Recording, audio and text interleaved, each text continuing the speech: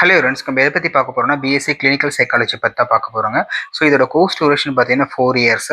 So இந்த course பார்த்தீங்கன்னா recognise by RC. So அதோட ஆர்சியோட அண்டர் கண்ட்ரோல் தான் இந்த கோர்ஸ் வந்து ரன் பண்ணுவாங்க. ஸோ இந்த கோர்ஸ் டீட்டெயில் பற்றி இன்றைக்கி நம்ம பார்க்க போகிறோம். இதுக்கு வந்து உங்களுக்கு என்ன குவாலிஃபிகேஷன் எலிஜிபிலிட்டின்னு பார்த்தீங்கன்னா 10th 12th கம்ப்ளீட் பண்ணியிருக்கணும். 12th பார்த்தீங்கன்னா physics chemistry maths or physics chemistry biology. So இது ரெண்டுத்தில் ஏதாவது இந்த மேஜர் சப்ஜெக்ட் உங்களுக்கு இருக்கணும். நெக்ஸ்ட்டு பார்த்தீங்கன்னா உங்களுக்கு வந்து ரெகனைஸ் போர்டாக இருக்கணும். ஸோ அது ஒரு எலிஜிபிலிட்டியாக இருக்கும். நெக்ஸ்ட்டு பார்த்தீங்கன்னா மினிமம் வந்து 50% ஆஃப் மார்க் வந்து நீங்கள் வந்து 10th 12th எடுத்துருக்கணும்.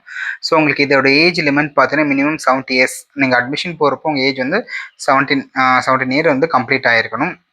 ஸோ சம் இன்ஸ்டியூட்டில் பார்த்தீங்கன்னா உங்களுக்கு மேக்ஸிமம் ஏஜ் லிமிட் என்ன ஏஜ் இருந்தாலும் நாங்கள் அட்மிஷன்ஸ் போட்டுக்கலாம். நெக்ஸ்ட்டு பார்த்தீங்கன்னா வந்து என்ட்ரன்ஸ் எக்ஸாம். சில யூனிவர்சிட்டியில் வந்து என்ட்ரன்ஸ் வச்சு அதை பேஸ் பண்ணி மெரிட்டில் தான் அட்மிஷன்ஸ் எடுக்கிறாங்க. சில யூனிவர்சிட்டியில் பார்த்தீங்கன்னா டைரெக்டாக நம்மளோட 12th மார்க் பேஸ் பண்ணி வந்து அட்மிஷன்ஸ் எடுக்கிறாங்க. ஸோ யாரெல்லாம் வந்து நீங்கள் கிளினிக்கல் சைக்காலஜி கோர்ஸ் வேணுமோ அது இதுக்கு தகுந்த மாதிரி நீங்கள் பிளான் பண்ணி வந்து அட்மிஷன்ஸ் எடுத்துக்கலாம்.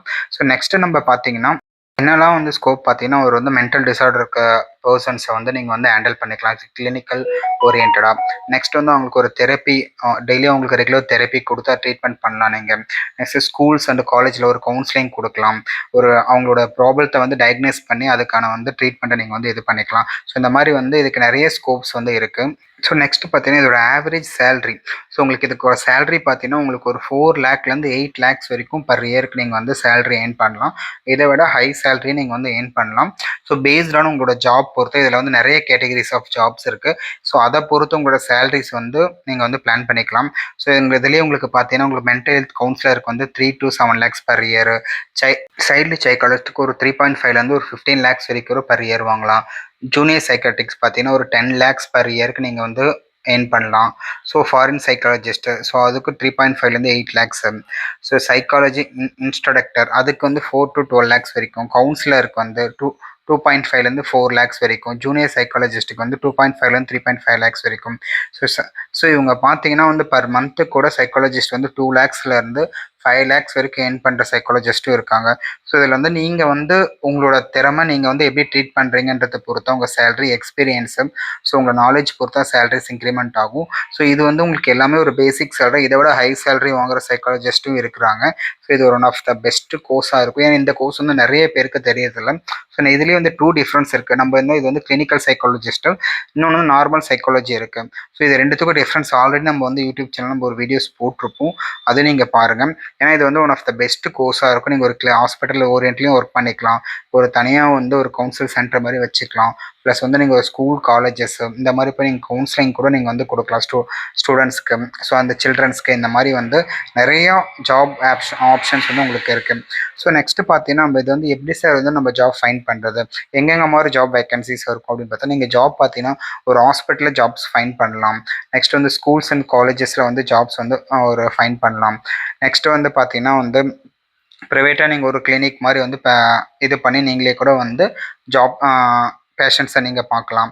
நெக்ஸ்ட்டு வந்து பார்த்தீங்கன்னா அந்த மென்டல் ஹெல்த் கிளினிக்ஸ்க்கு ஸோ அந்த மாதிரி இப்போது மென்டலி டிசார்டருக்கு தனி கிளினிக்ஸ் இருக்கும், ஹாஸ்பிட்டல்ஸ் இருக்கும், அதில் நீங்கள் ட்ரை பண்ணிக்கலாம். ஸோ இந்த கோர்ஸுக்கு ஃபீஸ் எவ்வளோ இருக்குன்னு பார்த்தீங்கன்னா உங்களுக்கு 1 லேக்லேருந்து ஒரு 5.8 ஒரு 6 லேக்ஸ் வரைக்குமே உங்களுக்கு வந்து டோட்டல் ஃபீஸஸ் வரும். ஸோ உங்களுக்கு நீங்கள் பேஸ்டான உங்களுக்கு காலேஜ் அண்ட் யூனிவர்சிட்டி பொறுத்து வந்து ஃபீஸஸ் வேரி ஆகும். ஸோ உங்களுக்கு பர் இயருக்கு 1 லேக்லேருந்தே ஃபீஸ் வந்து ஸ்டார்ட் ஆகுது. நெக்ஸ்ட் பார்த்தீங்கன்னா வந்து இந்த கோர்ஸ் என்னென்ன காலேஜ்லாம் இருக்குது அப்படின்னு தமிழ்நாட்டில் நம்ம பார்க்கலாம். ஸோ எல்லாமே ஒரு டாப் காலேஜஸ். இந்த காலேஜில் இந்த கோர்சஸ் இருக்குது. ஸோ நம்ம ஃபஸ்ட்டு பார்த்தா அறுபடை வீடு மெடிக்கல் காலேஜ் பாண்டிச்சேரி ஏவிஎம்சி. ஸோ இது வந்து அண்டர் விநாயகம் யூனிவர்சிட்டி அண்டர் கண்ட்ரோலில் வரும். ஸோ இந்த காலேஜஸில் இருக்குது. நெக்ஸ்ட் வந்து சவிதா யூனிவர்சிட்டி. ஸோ இதுவும் வந்து ஒரு medical college deemed university. So next பார்த்தீங்கன்னா நம்மளுக்கு ராமச்சந்திரம்.